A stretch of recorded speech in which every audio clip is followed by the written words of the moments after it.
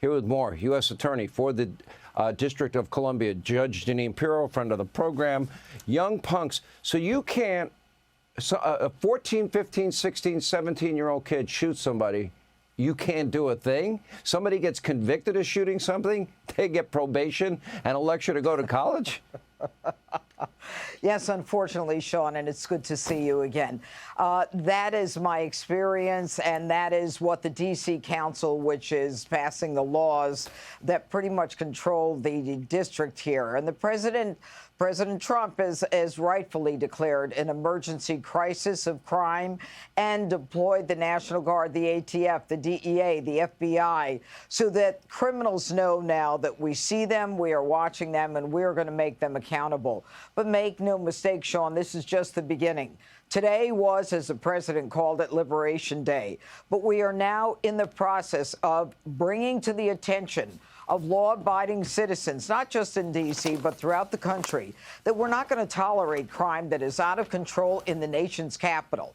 This is the shining city on the hill that our forefathers talked about. This is the place where Ronald Reagan talked about looking up to. And in the end, it is an incredibly violent area. And, you know, whether crime is up or down, you know, they want to pat themselves on the back and say, gee, it's great. It's not as bad as it used to be. It is horrific. And the reason that press room today, and the president commented on it, was so packed is because those reporters in that room, and it was packed to the gills, experienced crime themselves. And some of the questions had to do with that very thing. We've got an area where criminals are emboldened for a variety of reasons. They know these young gangs, or as they're called here, crews, they know that if they're 14, 15, 16, or 17, they are below the age of criminal responsibility unless they commit the crime of murder, rape one, armed robbery, or burglary in the first degree. And that means if you shoot someone and they don't die, I don't even get the case as a prosecutor. And understand, I'm not just the federal prosecutor, I'm the local DA, so to speak, here for D.C. All of these cases go to family court, the 14 through 17-year-olds. And those cases go to family court, where the focus is rehabilitation. And they talk about ice cream socials and yoga. And even if they're 19 and I get them in my court and I get a conviction, go on a bus with an illegal gun, a bus that's full of people and a family, you take a gun and you shoot someone in the chest, we get the conviction, we take it all the way, the judge says, you know, I'm going to give you probation because the D.C. Council has given him that right. And so we've got to repeal these laws of the left-leaning D.C. Council, one member of whom I just indicted recently, and we've got to make this place safe for the people in the district. And it's not just because of the kid who worked for Doe's recently, who was mugged by 12 and 13-year-olds and 14 and 15-year-olds. It's not just because of the intern who got shot and caught and killed in the middle of crossfire in a decent area of D.C., or the intern who went out for McDonald's at 10:30 and who ends up getting shot, or the kids from the Israeli embassy who get shot and killed. I mean, this is a regular course of conduct.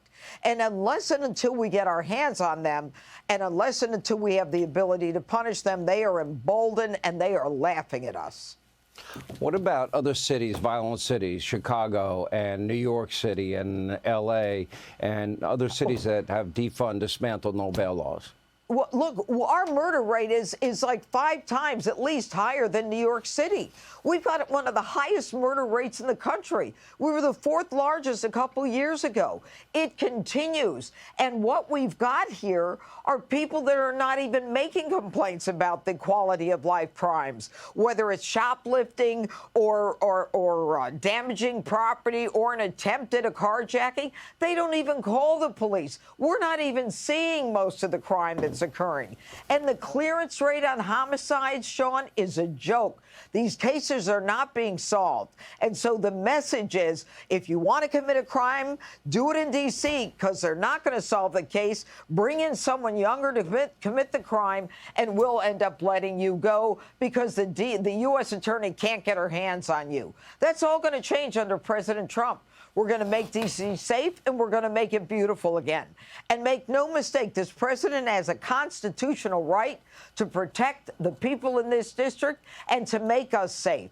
And until he came along, it was just going along and, oh, yeah, maybe it got a little better this year, but it's never good enough. It's never peaceful enough. And that's the problem with D.C. and these apologists who say, oh, we're not as bad as we used to be. Nonsense. It's time for us to get rid of crime and make criminals accountable. And that D.C. council, those laws that they pass are absurd. They are defense-oriented. They are criminal-focused, and the criminals know it.